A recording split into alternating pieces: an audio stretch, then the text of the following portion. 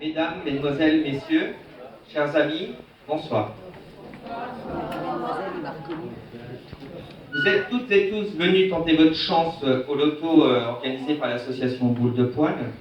Et à cette occasion, nous voudrions donner aussi une chance aux animaux d'être entendus.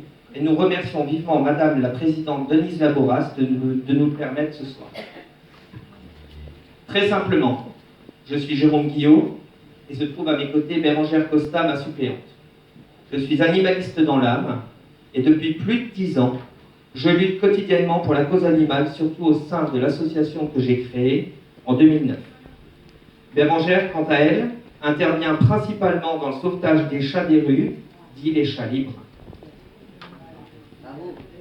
Depuis 2016, nous avons suivi avec grand intérêt la création du parti politique animaliste. Nous y adhérons et nous représentons notre parti aux élections législatives de juin prochain, avec la conviction de pouvoir politiser la question animale en France. Chacun le sait, le sort réservé aux animaux apparaît sclérosé depuis des siècles. Il n'y a aucune évolution significative. Pourtant, la société a connu au cours des dernières décennies des avancées absolument considérables. La question animale, elle, est restée paralysée. La prise de conscience de l'opinion publique n'a de cesse de croître sur cette question. Chaque jour, un nombre plus important d'individus appellent de leur vœu un changement. Aujourd'hui, 88% des Français interrogés estiment que le bien-être des animaux est une priorité et les connaissances scientifiques livrées par l'étude des animaux confortent encore plus la nécessité d'un tel changement. Les acteurs politiques n'ont pas su prendre la mesure du décalage entre cette opinion, ces connaissances et l'état du droit applicable. Le parti animaliste s'est donné l'ambition d'opérer une rupture franche et de faire émerger la question animale dans le champ politique. Le parti animaliste est monothématique, dans le sens où il ne se positionne qu'en fonction du lien direct ou indirect avec la question animale.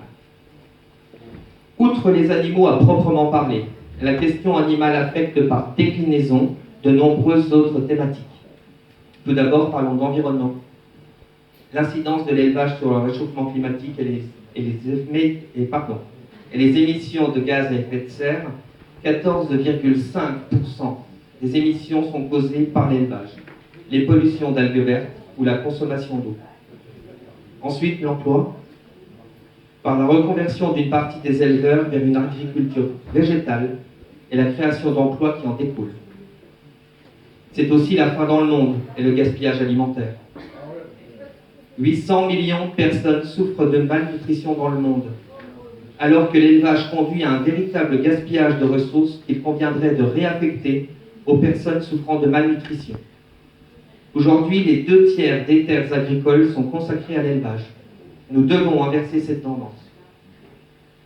Pour ce qui nous concerne toutes et tous, la santé. Les conséquences de la surconsommation de viande sont énormes sur les maladies cardiovasculaires, sur les risques infectieux, sur l'antibiorésistance, et j'en passe tant la liste est longue. Enfin, en termes d'éducation, la priorité est de réintroduire dans les programmes scolaires le respect dû aux animaux. Le parti animaliste impose la question animale. En effet, chaque voix qui sera donnée au parti animaliste aux élections législatives de juin prochain le sera sans aucune ambiguïté et pour la question animale.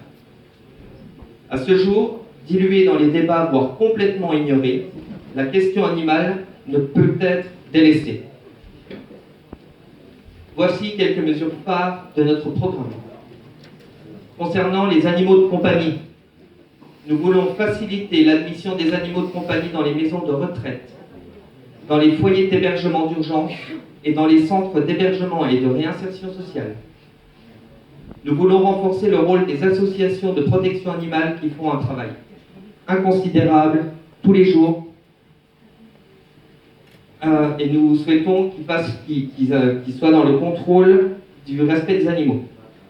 Nous voulons inciter les municipalités à mettre en place des espaces de vie pour les chats libres.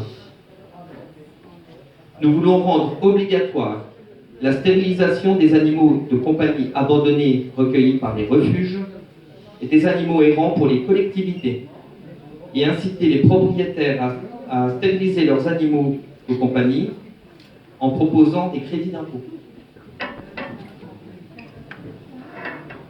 Il n'y a pas de taxe, madame. Mais dans le temps, il fallait déclarer son salaire à l'année. C'est le cas en Chine. Oui, mais ça se faisait en France. Voilà. Ça se fait plus. Ça s'est fait. Concernant les animaux utilisés pour le divertissement, nous abolirons la corrida et les combats de coqs.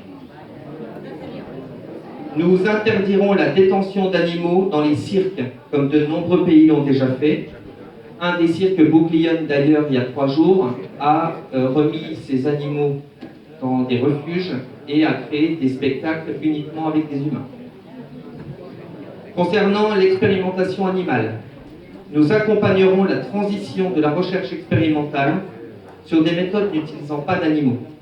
Une agence nationale sera chargée de coordonner l'ensemble des dispositifs, d'en assurer l'application et d'en évaluer les résultats pour accompagner les laboratoires de recherche dans cette transition matérielle et méthodologique.